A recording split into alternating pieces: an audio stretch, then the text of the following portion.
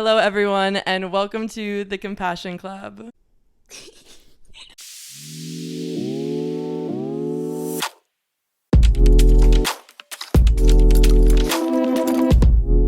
My name is Ashley Taylor, and welcome back to another episode. I'm sitting here today with my best friend, my soul sister.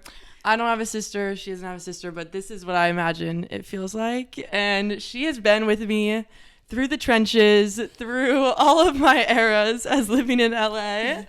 And I'm just so grateful for you and that we're doing this.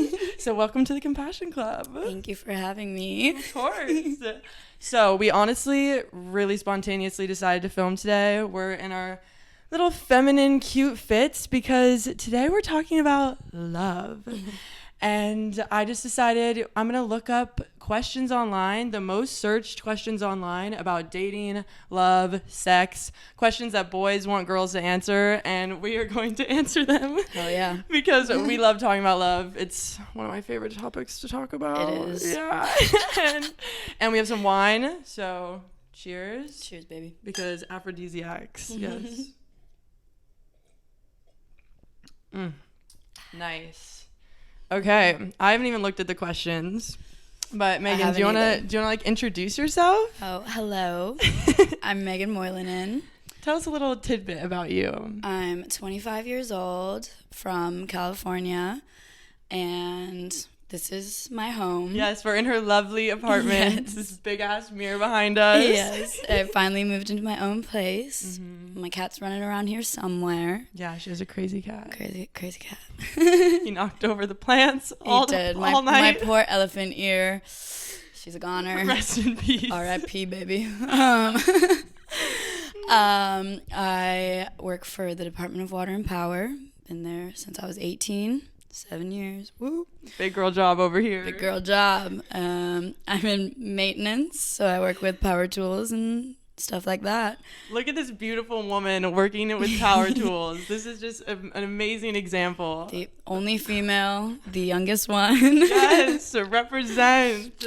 Honestly, I am very proud of how far I've come in life, and, only up from here. Yeah. Yes. Yeah, and we always have such amazing conversations. You're just a person I feel like I can talk to about anything. Me too. And we always can just bounce ideas off each other, which is so special. So let's dive into it. Hell yeah.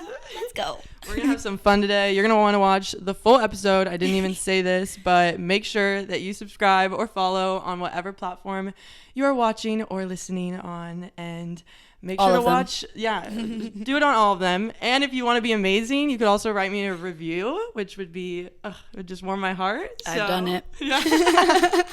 First review right here. But we're just going to dive into it, and it's going to be juicy. It's going to be saucy. It's going to be sexy. So you're going to want to listen. I can guarantee it. Tune in. Okay. I haven't even looked at the questions. I'm excited. I'm very excited. Some of them might be, I don't know. We're just going to see. We're going to roll with it. We're going to roll with it. Okay. What are your opinions on ghosting? Oh, I'm a master ghoster. You're a master ghoster? Okay, wait. Yeah, you are. I am a master ghoster. Sorry. Not sorry.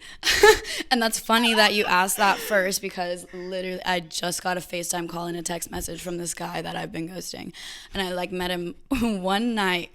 It was Memorial Day. Oh God. It's okay. He'll never see this. It's fine. It's fine. And I was very drunk. Yeah, and I get overly nice when I'm drunk, and I was like, oh, he had texted me that later that night and was like, where are you? I had no idea who it was. I was like, oh, I'm going to this thing. Come. Sent the address. He showed up. I was like, oh, hey, who are you? And then, so he has my number already, and he followed me on Instagram, and he texted me after that, and I have not replied at all. Not one single reply. And he texts me consistently every other day. And FaceTimes me and calls me and put me in a group chat with this other person. What? Yeah. Okay, they need to get the memo though. Yeah, after after a few non-replies, Like, do I have to block you? Yeah. Or do I have to be like super brutally honest and be like, hey, like, maybe I should.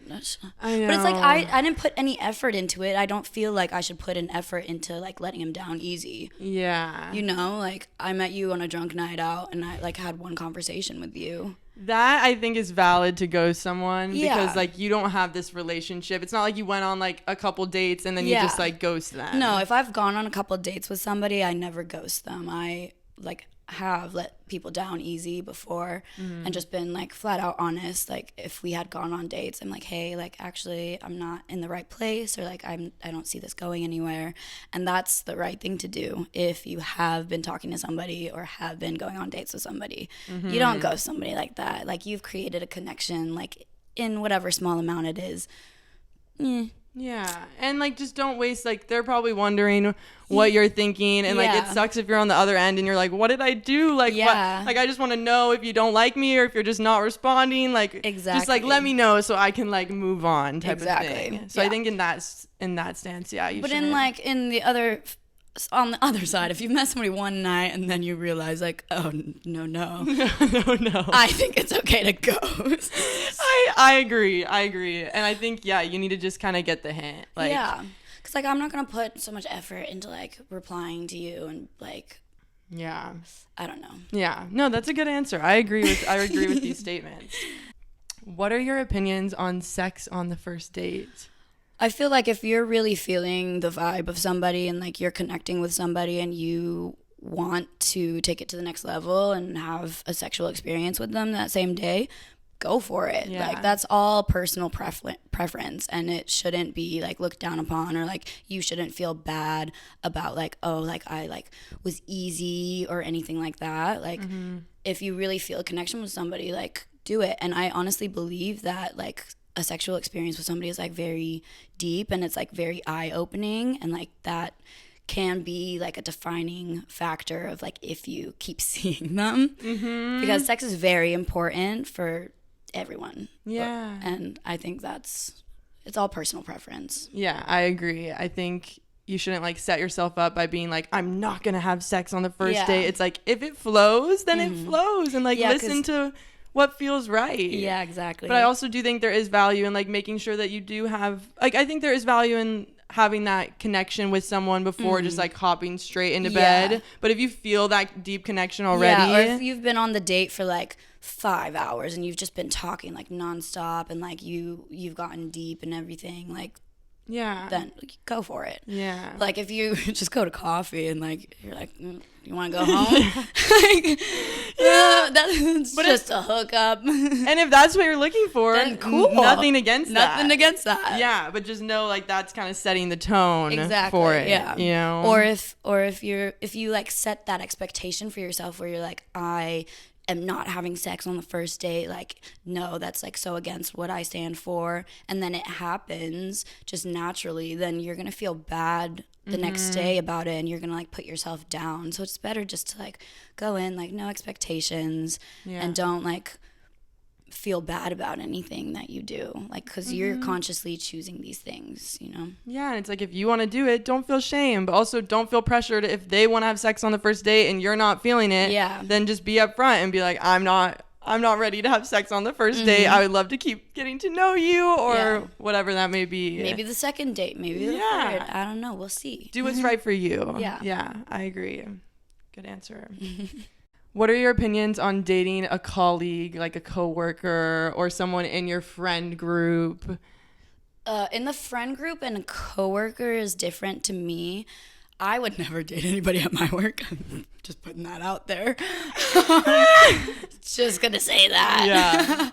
But like in a different situation, like if I was at like an office job or like I don't know, like working with music, like people my age, like cool people that like are on my same level, my same like mindset, then it might be different. And like those are people that you spend every day with.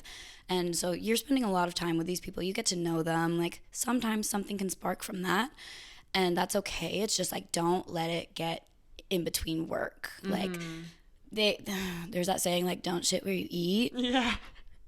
And yeah, it could be a problem, but depends like how closely you work together, like, and all of that. Same with your friend group. Like, if you've been friends for a while, like you can fall in love with your friend, and I think that's a beautiful way to start a relationship. But if you just like are feeling the sexual tension and like that's all that it is, then don't let any drama that happens between you guys affect your other friends. Like, don't make people choose sides or anything like that, because that's none of their business. And I don't think it should come to that. I agree. It can definitely get a little messy at times. Yeah, but I feel like you have to trust me. I know. But I feel like you have to like be aware of that going in and like really like acknowledge what the situation is and like talk about it with them and be like, I really love you as a friend, and if we do this, like I want to make sure we stay friends or whatever it may be. Like, but yeah, it can definitely get a little messy. And sometimes I remember when I had a job, like I would like just have work like crushes, but it's like one of those things where it's like I think I was just bored. I don't think that can happen too. Like if you're a workaholic and like the only people you see are your coworkers, you might be a little blinded. I don't know. Maybe like explore other options. You got the rose-colored glasses on. I agree. Okay, this was on one of the questions. I don't even know what this is. Maybe I'm stupid. Do you know what breadcrumbing is? No, I have no idea what that is. I don't either. Let me look it up. Okay, it says like breadcrumbing is not a new phenomenon, and chances are everyone has done it at some point. It is essentially leading someone on by sending them sporadic messages and or commenting on social media posts in such a way that interest continues. However, it is non-committal and vague. The messages in social media engagement act as the breadcrumbs. There is endless reasons as to why people do it. Some want to divert their attention away from a painful breakup, others want to feed their ego, and some just want to kill boredom. If you're romantically engaging with someone that is not an evolution of a friendship, I recommend a 3-message rule. Okay, so this is basically like a social media relationship, like where you only speak on social media, I guess, or like kind of like giving them compliments or like randomly like sending them texts. Never actually like asking them out, never moving forward from there. Okay. Like kind of throwing them like these flirty hints. I get it. Yeah. I mean, I don't breadcrumb. I never comment on anybody's things. I don't message dudes. Yeah. So I can't speak on myself, but I have guys do that to me, and I don't really care. Like, give me a compliment. It's cute. Yeah, like it's cute. But I feel like if you're doing it that much, it's like, okay, you must be like seeking something out of this. Like, do you like me, or are you just like giving me compliments all the time? But either way, I guess it's not that big of a deal. Do a little intermission. My ex is calling me. Shut up! Oh my god. Cut the tape. I'm dead. Oh my god. Did you reject? Did you decline? Yeah. We're filming. We were talking about you. Sorry, buddy. That's so funny that you would call during the love episode. Hilarious. Why do guys know everything but absolutely nothing? Yeah. And why does that always happen when you talk about someone and then they call you or they text you? Always. It's Speaking so it into the universe. Yeah. Interesting. Yeah. Okay. This said, how to change relationship status on Facebook. That's a searched question. Are you serious? You don't know how to work Who's asking these questions? Like 40-year-olds? I don't know. Okay. Do you think long distance can work? For me personally, no, because I like to spend a lot of time with my partner. One of my top love languages is quality time. So I just like, being with somebody and like doing those like random things together, and also physical touch is like important to me also. Just like, like cuddling, like holding their hand. So I think like being close with somebody, or at least in like a close proximity to somebody, is very important to me if I'm going to be dating them, especially for a long period of time, because long distance can be very hard. It also depends on like if you met them in another state and then you were just visiting there and like you have to go back home, and me and that's how the relationship starts, versus like you've been in a relationship and they have to like move away for work. I think in the latter scenario, like that can work because you already know them, like you've already been with them, you already have made that love, and like you've grown together. So that's a situation where I think it could work more than if you met somebody like overseas or like in a different state. Yeah, I agree. If you have that foundation, I think it's a lot more likely to work. Yeah. But yeah, I've definitely tried to do long distance a couple times. And one of them was with a man that lived in a whole ass other country. And our time difference was like 9 hours apart or something. So like communicating was definitely a bit of a struggle. But I think it also, just depends if like that works. It's like just everyone's preference. Like if it can work for you and you both feel like that's fine and you have like an end goal of like you're going to be living together or like closer at some point, I think it can work. Also, trust is a huge thing. You both have to trust each other like completely, and like not make the other person feel guilty or like try to make them feel weird about anything and like guilt trip them or I don't know, just like ask too many questions. I don't know. Yeah, no, this is the thing I don't like about it is because I feel like you have to text them all the time.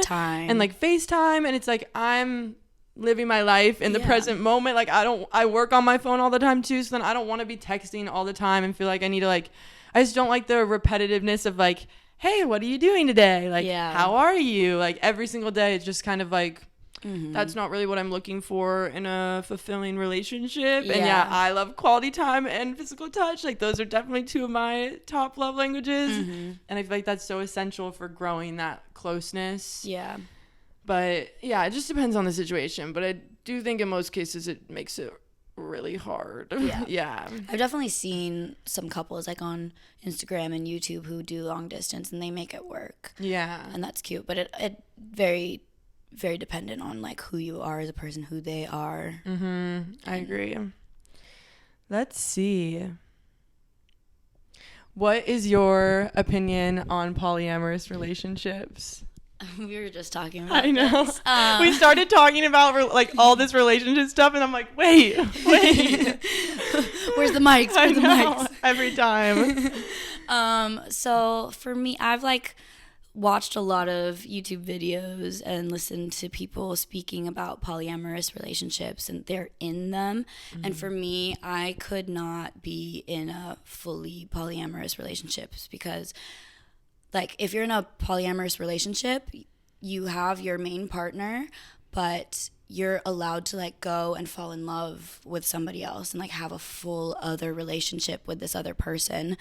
And to me, I could not do that. That's a lot of work. That's so much. I feel like it's drama. It's too much for me. Yeah. So personally, I could not do it. But I have listened to a lot of people talk about it, and I understand where they're coming from, and I can see their side of it fully. But it's just not for me.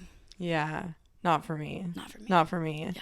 It's, it seems I barely can handle one relationship. Like adding another person in, geez, that's a lot. No.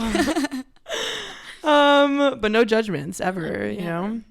What do you think the best way is to get over a relationship? Okay. Like tips for healing after a relationship. Okay. 1, cut them off completely. No texting, no communication at all, because that makes it just so much harder. Like, take it from me. I was in still contacted with my ex and it lasted way too long. Don't do that. Also, delete all your photos with them. Like, you can put them on an external hard drive if you wanna. I don't know. I don't do that. I don't do that. You don't delete yours? them. I know you don't delete yours. Yeah. Delete them. No, because like even if you're not going back to like look at the photos and like reminisce on your relationship, like we have the memory thing on that does on suck. iPhone now, and so like sometimes I deleted that feature. It doesn't pop up anymore. Okay, you can do that too, but I deleted all my photos. Wow. I think I have like. Oh, well, it was after the breakup. I have photos of us after the breakup. But like, yeah, that's you're like fine. friends after or something. But I think, yeah. And also just like taking care of yourself, like listening to yourself. Like if you feel like you want to cry and like think about it, like let it out. let it out, journal about it, like spend time with your friends, focus on yourself, do some meditations, go to yoga, go to workout classes. Just don't like sit by yourself in your room and do absolutely nothing, because then you're just gonna fall into the pit of depression, and that's never ever good. So I just like fill your days, do stuff that you love, and just spend time with good people who are very close to you. Yes, healthy distractions for sure. Yeah.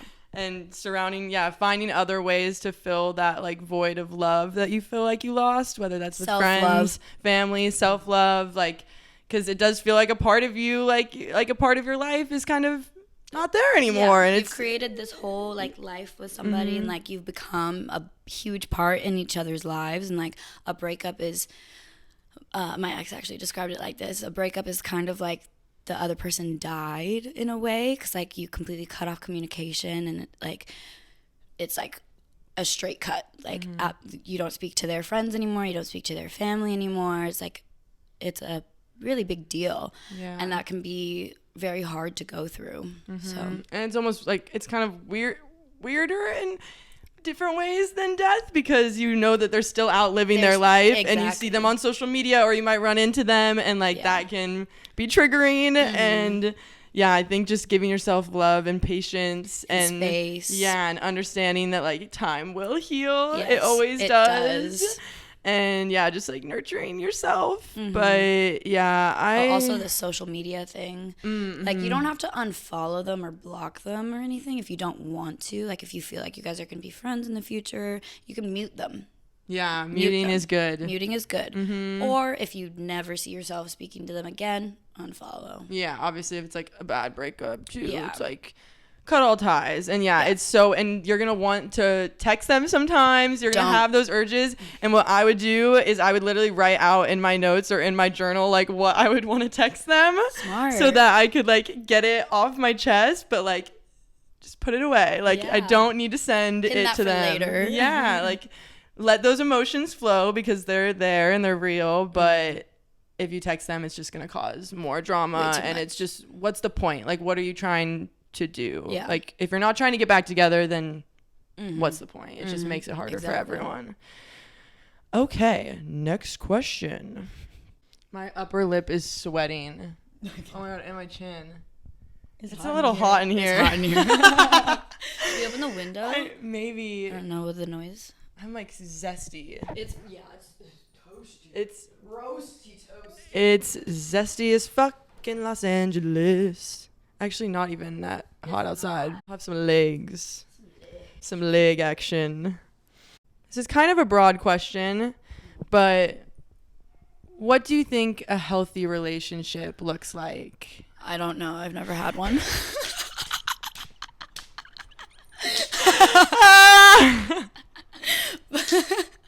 I'm kidding. Okay. I'm not kidding, but I know. Yeah. Okay. No, that was hilarious.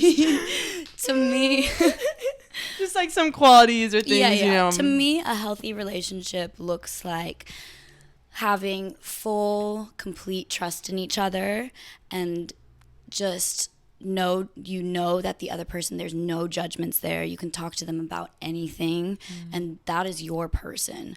Like anything that goes on in your life, you know that they are there for you, and they will hear you and listen to you, and they see you for who you are and still love you, and they're like spending time together, like doing activities together, and like even if you're just like sitting at home like doing nothing, you're happy just to be in their presence.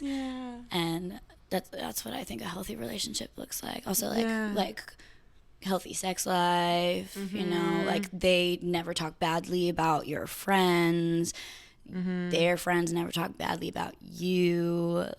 And also I think I'm a firm believer in like, if you're in a relationship with somebody and like you go through a fight, I personally don't think that you should immediately run to your friends and like start talking badly about your partner and like complaining a lot to your friends about them, because then that just creates a narrative in your friend's mind, and it makes them and their relationship with your partner like kind of skewed, and it off puts it. So I am a firm believer in that. I know some people won't agree, but it also same with family, especially family. Like, don't keep your drama with your partner to yourself, because then your family will hate your partner. And just because they're on your side, even though like maybe your partner's not a terrible person, but they're always going to choose your side, you know? Yeah. And they're always going to be biased. And like, I think if you're having problems with your partner, like, let it breathe and just speak to your partner about it. Like, that's how like communication should be. You know the vibes. I have like boob sweat. I have all sorts of things are going on.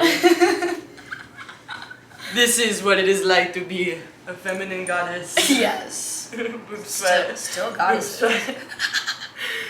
Okay, guys, I don't know how to fan. Oh, she does. Okay, wait. How do I hold it? Like this. Okay, wait. Like this. That feels so... Wait, am I doing it right? Yeah. No, you're not. It's all in the wrist. Okay.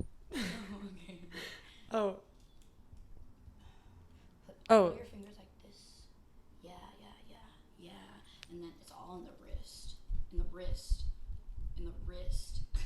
Is this the wrist? What's the wrist? I mean, I know what the wrist is, but like... Wait, move your hand like this. I mean, I'm feeling it. That's fine. It feels nice. It's fine. Every time we're out dancing and there's a fan, like, she just takes it out of my hand and starts fanning me because... She'll be fanning. She'll be like this. I'm like, what are you doing? Let me do it. I'll just do it for you. It's fine.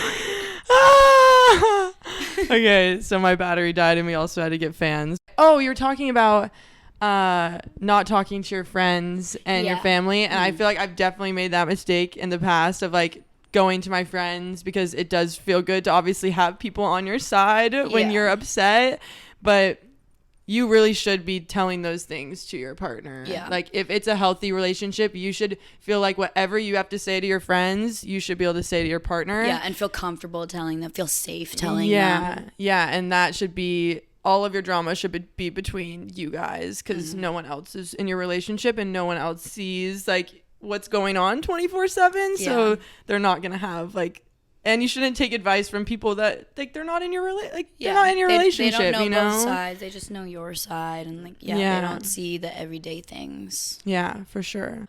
But yeah, and what I think also a healthy relationship looks like is just two people that genuinely love each other for who they are. Like, you don't feel like you need to change the person. You obviously can help each other improve in different ways, but you should always want to grow and teach each other new things and grow with each other. But at the end of the day, like, they love you with your bare naked soul, and they will not judge you. They will always be there for you. You support each other. You lift each other up. You have a healthy balance with hanging out with your own friends, with friends together. They hang out with their own friends. You have alone time. You still keep your own individuality and your own freedom with also having healthy communication and respect. But like, I've always struggled with in the past, feeling like the guys I dated didn't want me to like go out or go on girls trips, and they were intimidated by that. And that's not healthy. That's not healthy. Like, they should want you to go hang out with your friends, and they should want you to experience the fullness of life and not take that away from you because they are jealous or intimidated or insecure. Yeah, because that means they're insecure in the relationship, and then clearly something's is lacking. And definitely having a healthy sex life for sure. Like, you need to have a connection in all aspects. And make sure that you're both nurturing that. You genuinely listen to each other and talk openly, and asking questions is just so important. Like, if there's something that's bothering you or that you're just thinking about, like, don't let it weigh down on you. Don't let like it pile up. Just talk to them, and solve whatever is going on. Like, communication is number one for sure. Do you think social media and dating apps have ruined dating? Yes. Yeah. I don't know. I've tried dating apps in the past, and they're really not for me, and I really like meeting somebody in person and like having that first like genuine conversation and connection rather than over text, because I feel like if you're texting like through a dating app, or they have so much time to formulate a response, and I feel like that's not authentic. And I just like spur of the moment conversations, and like, I don't know, I think meeting in person is so much better. But there's also the flip side where I have a coworker who met his wife on a dating app, and they're like happily married, in love, have 2 kids, and like it's good in some ways, but it also takes away the like personability of dating. It's like I don't like speaking through a screen. Yeah. It's not for me. It's really hard for me. I'm so bad on my phone. And then the social media aspect of it, I feel like, is sometimes really detrimental to a relationship, because like if you don't have trust in a relationship, and like you see your partner like commenting on people's posts or like liking girls' photos, and you get jealous and you're constantly asking them not to do that or to unfollow people, or vice versa, if they ask you to unfollow like all the guys that you follow, it creates a lot of unnecessary drama and unnecessary problems, which they didn't used to have those problems. They did not used to have those problems. But I mean, we love social media. I mean, social media has so many amazing things about it, and you can meet people. You can meet people through social media. You can you connect with people more. Yeah, and when you go out in person, if you meet someone, it's like I ask for their Instagram. Like it's a nice tool to have. It is a nice tool, especially because like I don't like asking for numbers. I like asking for Instagram, so I remember their face. Me too. The face and the name. Name. Yeah, because if I just get your number and you text me your name, I'm asking for a pic because I don't remember who you are.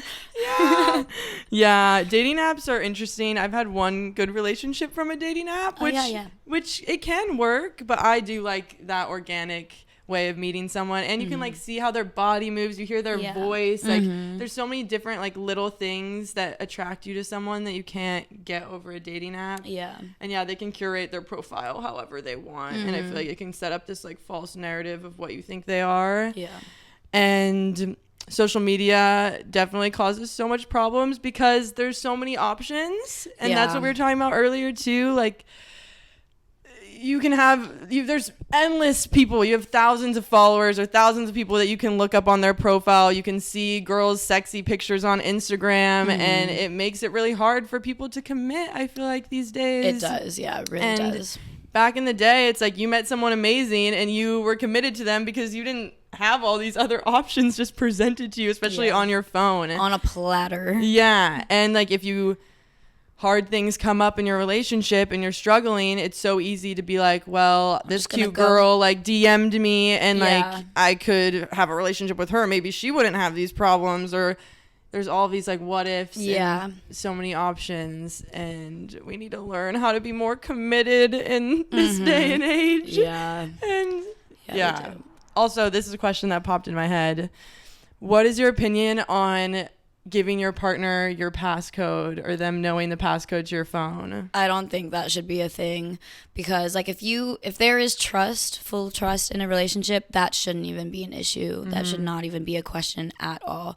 Like you trust your partner and they trust you to not go and do anything sneaky and weird.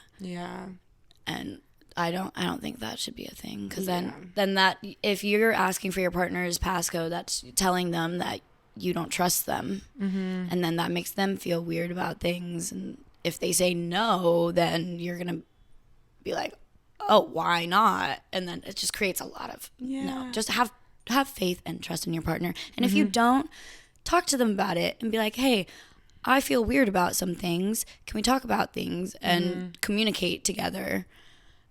Like, and figure out your problems that way. So, like, I don't think a passcode should be. Yeah, I think you also need to still have your own privacy too. Like, you don't have to show everything to your partner. Like, it doesn't have to be like they're not your parent. Like back in the day, like your parents would go through your phone. Like, don't make it like that. It's weird. Yeah, and like sometimes you know their password. Like, I know with my ex of 2.5 years, I knew his passcode because I would use his phone to take videos or put on music, but I would never look through his phone. And I don't want to see what's on his phone, even if I know it's nothing bad.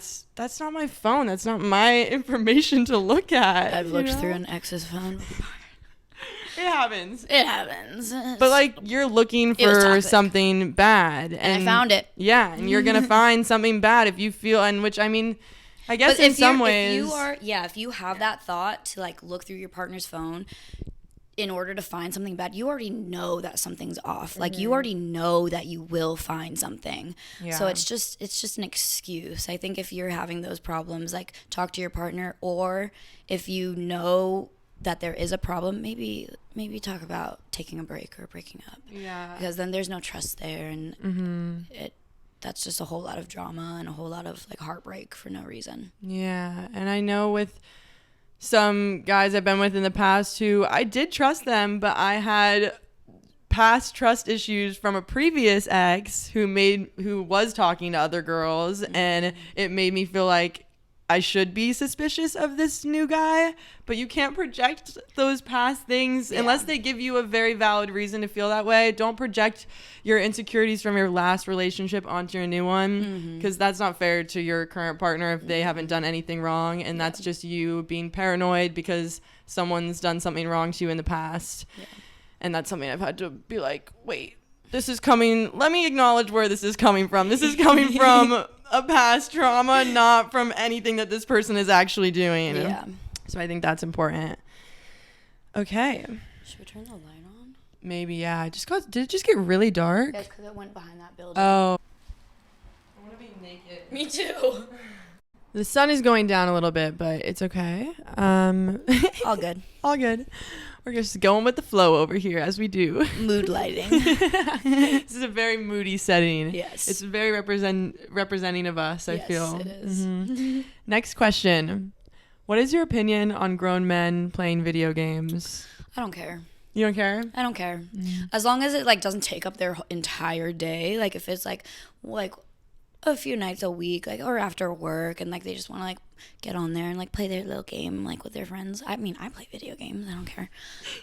It's fun sometimes, but like if it's taking up consuming their day and like that's all they do, then that's a problem. You know, like, I want them to have other hobbies. Yeah, other hobbies, like go outside. Yeah, do other activities. Yeah. But I think in moderation, a healthy balance. Yeah. Yeah. But like if you had a gamer headset on all the time, all day, and like you're not speaking, like it's not for me. And like you're hanging out there together and he's like yelling at his friends. Yeah, I've never dated a guy that's played video games. I haven't either. I prefer that, but it's whatever. No, I wouldn't mind. I'll play video games with you. Yeah, you're a little gamer girl. Yeah. I'm not so much.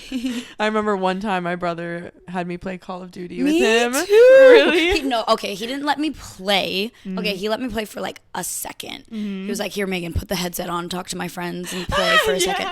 And I played for a little bit, and then he's like, "Give it back, but keep talking and act like you're playing." I'm like, what? Yeah, my brother made me verse him, and then he would just like shot me like multiple times and would just keep killing me, and I'm like, this isn't fun.